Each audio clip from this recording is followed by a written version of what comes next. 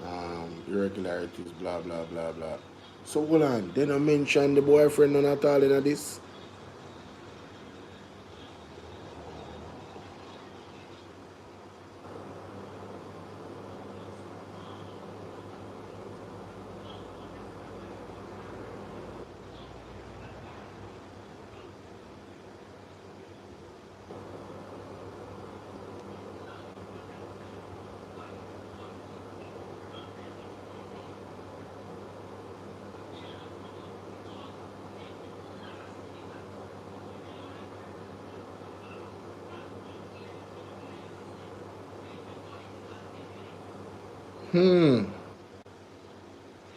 Them no mention the boyfriend none at all. Mighty God. That's very interesting. Still I go screenshot this. I need the article screenshot because I tell you say the man I'm going bad brother with Gleaner. I'm sure screenshot this. Have it down and put it in the archive. Sometimes things that man ain't gonna take down them something. So we need it. Anyway, let me see if we can find another source. Another article. Especially on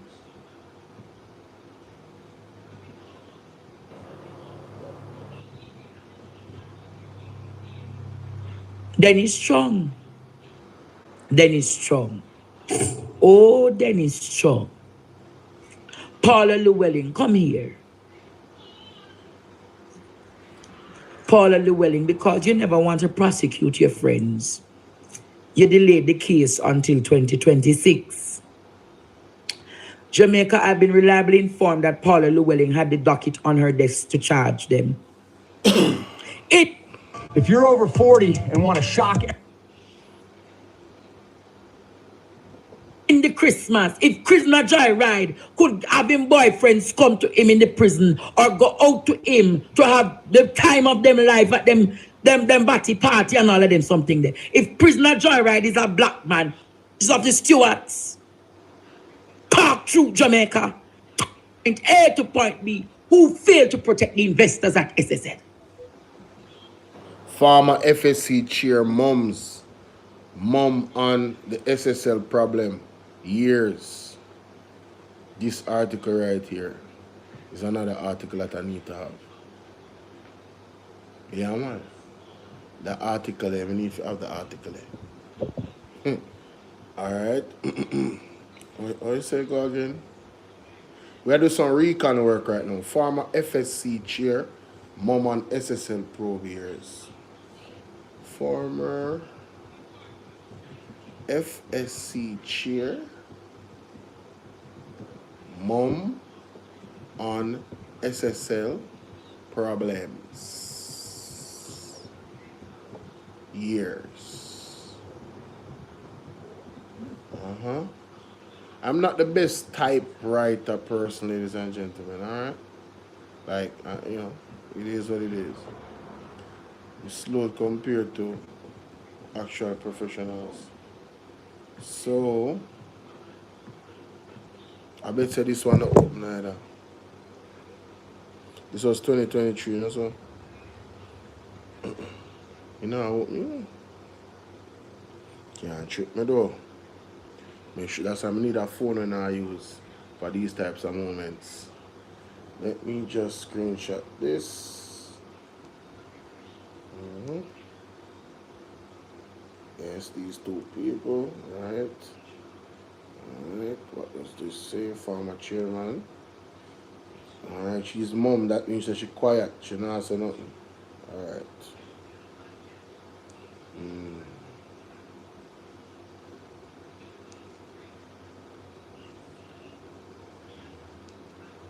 Why is this lady? Why is this, I'm going to read this article and I'm going to be asking a lot of questions to the Jamaican government.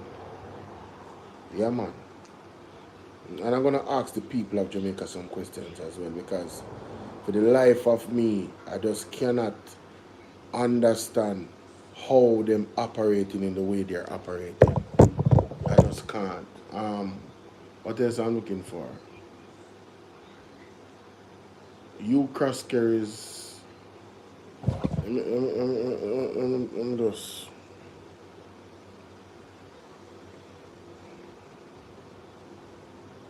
You cross carries daughter partner found with illegal gun and ammunition. You cross carry of SSL's daughter spouse found with guns, illegal guns and ammunition. Let me see if we can find that story there. Because I know I heard something to that effect, yes?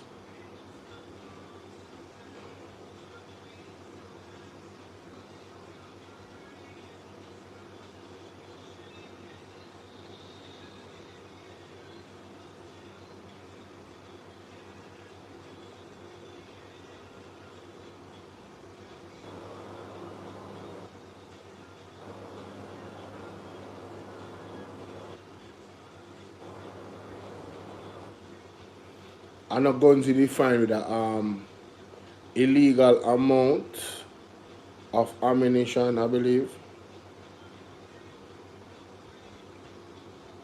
And search for the article.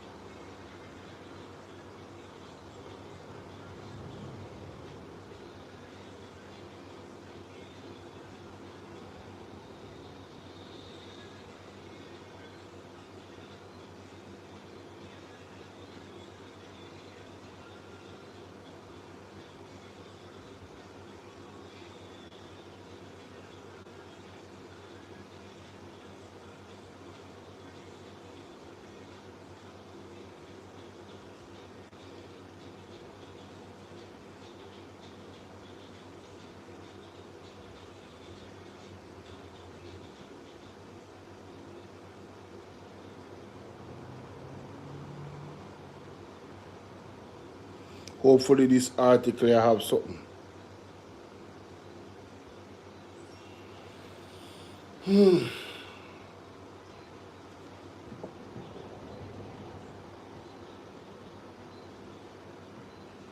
University Hospital of the West Indies awarded 51 contracts totaling 521 million, for which the Auditor General found no procurement documentation. 51 contracts without no documentation in Jamaica.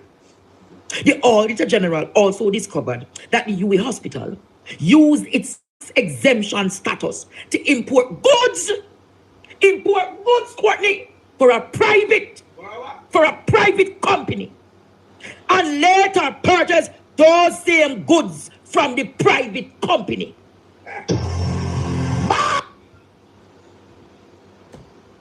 For a private company.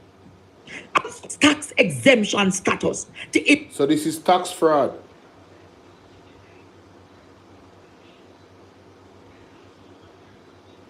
This is tax fraud.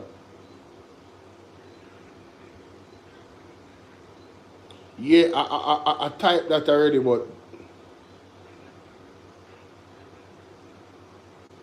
they said them block my IP address with me in Jamaica.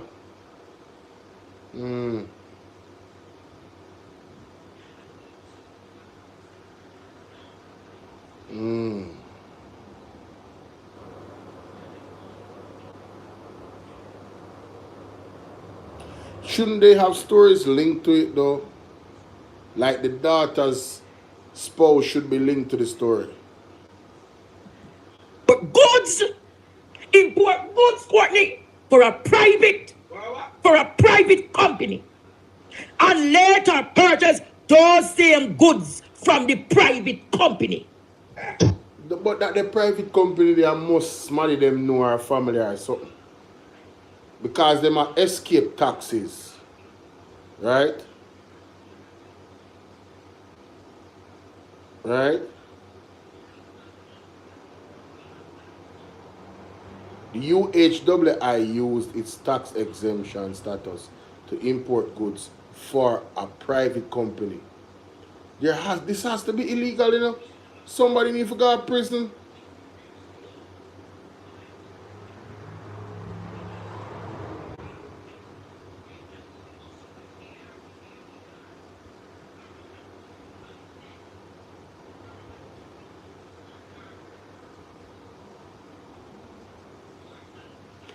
How many people arrested in the police probe into Hugh Croskery's property?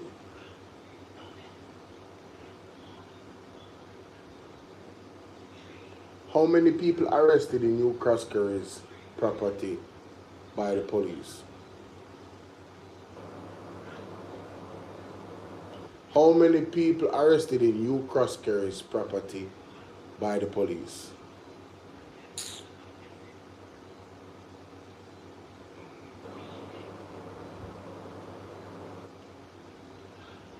How many people was arrested at Hugh Croskery's property in St. Andrew by the police?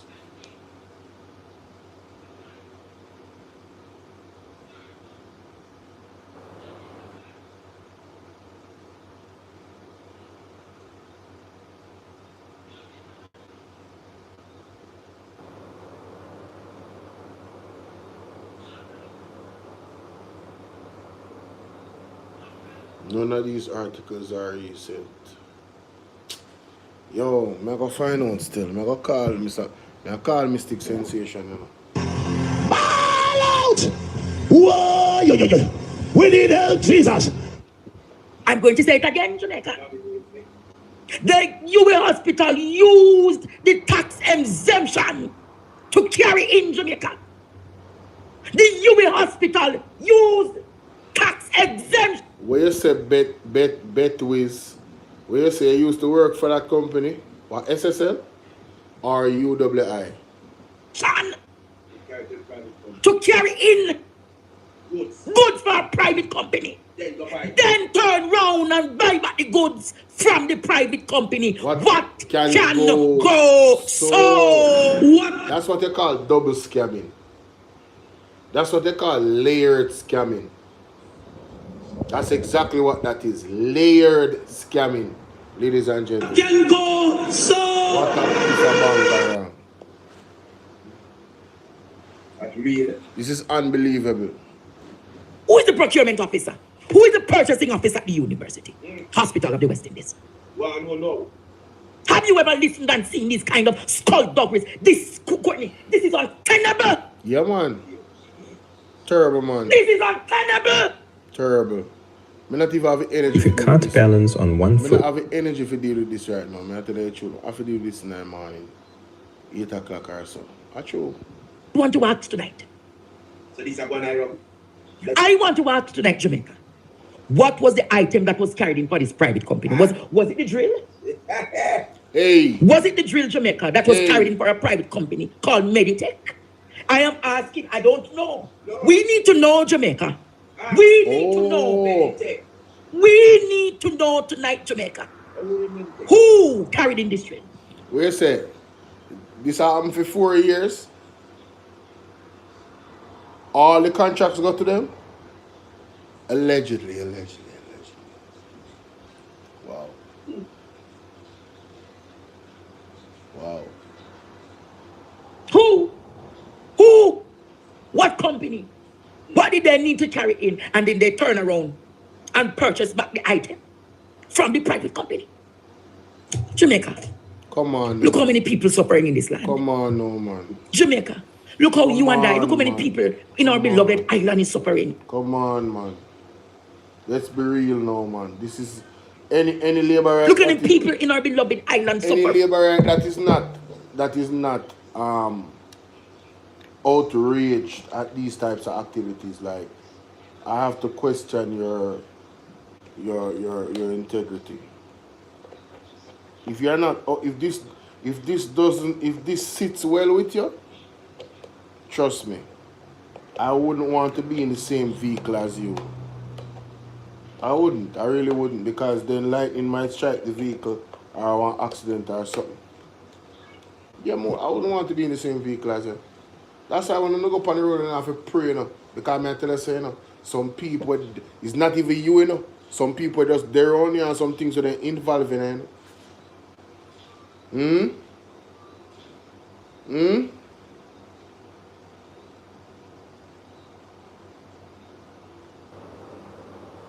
Jeez on peas. What was that?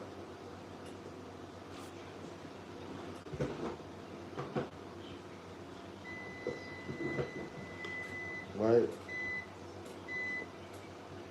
Something going on with the electricity, you know. Anytime the inverter start do that, something is going on with the electricity. Some low voltage. Like I said, my people, we have to do this in the morning or later this morning. I never knew this was so much.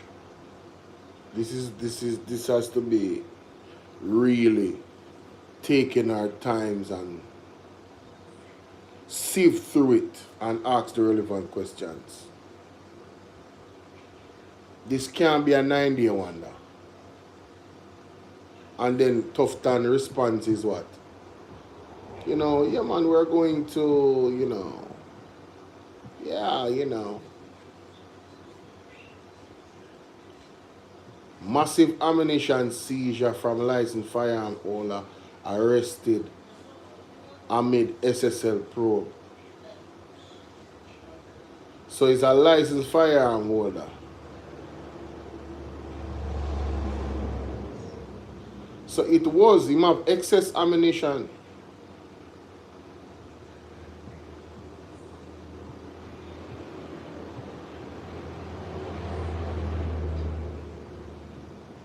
He had too much. More than 4,000 bullets were allegedly found at the St. James home that was searched by the security forces last month as part of the coordinated operations to arrest key figures in the alleged multi. So I'm saying, how these people get bailed with ammunition, illegal amounts of ammunition found. Let me Google something real quick. Is that a misdemeanor? What is the legal punishment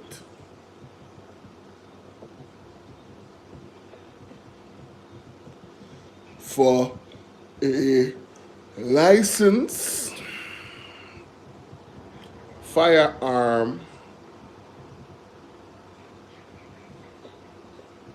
holder in Jamaica when found with excessive amounts of ammunition? Copy. Let us see. Under the new Jamaica Firearms Act 2022, a licensed firearm holder found in excessive amount of ammunition may face severe penalty, including a minimum of 20 years in prison before parole eligibility. Damn. The law defines specific quantities of ammunition as serious offenses. Possession of 20 rounds or more of ammunition is considered dealing in a prohibited weapon, which is a felony punishable by imprisonment with a term of no less than 20 years before the individual is eligible for parole. Possession of 50 rounds or more of ammunition is treated as stockpiling of prohibited weapons. So, ladies and gentlemen, given the amount of ammunition that was found in the house, the property owned by same, and the girlfriend or the wife of the man, how comes them get bail? How did she get station bail? I'm going to ask the question, you know. I'm going to ask the question.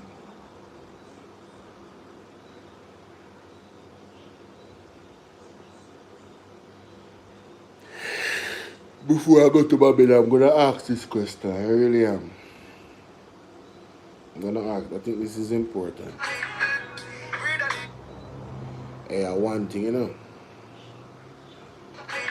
One thing, Amber nice, you know, man. DJ Amber, you know. Mighty God. Big up DJ Amber. Nice looking lady. Don't want to piss her off, though. I'm telling you. When she's pissed off, I'm telling you, the fire comes out, man. Alright, so ladies and gentlemen, I have a few quick questions, right? In regards to this story right here at the cleaner, right? Bullet bonanza, right? Massive ammunition seized from licensed firearm holder. Arrest amid SSL probe. It says more than 4,000 bullets were allegedly found in the St. James home that was searched by the security forces last month as a part of coordinated operation to arrest key figures in alleged multi-billion-dollar fraud at the collapsed investment firm Stocks and Security Limited. Multiple law enforcement sources have revealed. Now, I googled what is the charge under the new Jamaican Firearms Act of 2022. A licensed firearm holder found with an excessive amount of ammunition may serve severe penalties, including a minimum of 20 years imprisonment before parole eligibility. Ladies and gentlemen, I'm just want to ask the question: how did the daughter of Hugh Krasky and Hugh Krasky get station bail when this was a part of the findings of the police? You understand what I'm saying? If it's even of suspicion, do you believe that a regular Jamaican citizen that is supposed to be the girlfriend of this man that had the licensed firearm and the excessive amount of ammunition in the house and property of Hugh Krasky in St. Andrew, yes? Allegedly, according to the story, do you believe that a regular Jamaican would get station bail? Or do you believe that the police would have hold them and investigated same to try to see if there's any connection to those ammunition and them through further investigation, just off the suspicion? Because 20 years in a prison, that's a serious charge, you know, automatically, right? What if the responsibility was the ammunition is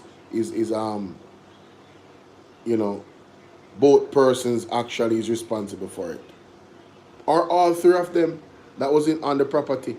Over 4,000 bullets. Ladies and gentlemen, I'm telling you,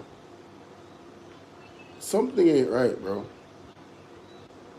Until Jamaica needs cleanup.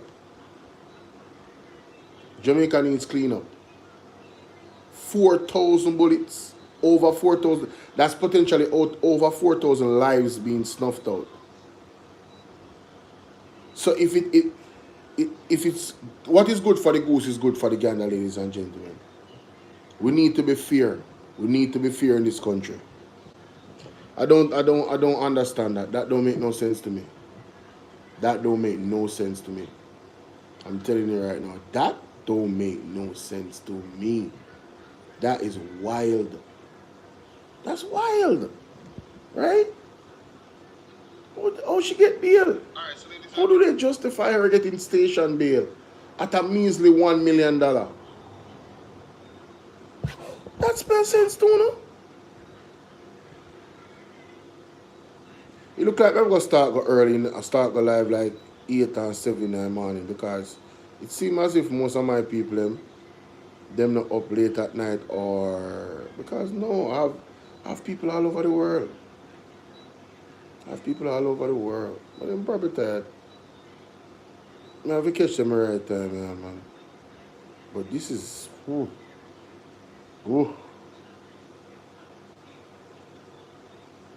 I don't know. Hear the something I go off. Something ain't right, bro. Something ain't right. Something just ain't right.